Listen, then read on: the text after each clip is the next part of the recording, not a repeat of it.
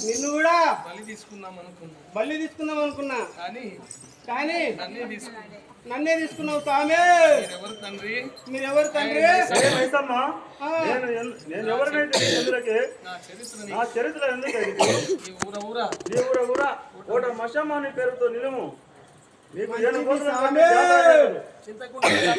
చేస్తున్నారు స్వామి. చందాపురంలో వేసిన స్వామి స్వామి అక్కడ పోదామంటే మాకు వీలైతుంది స్వామి. స్వామి అక్కడ పోదామంటే పోలీసులు స్వామి నన్ను ఇక్కడనే బంధిస్తున్నావు స్వామి.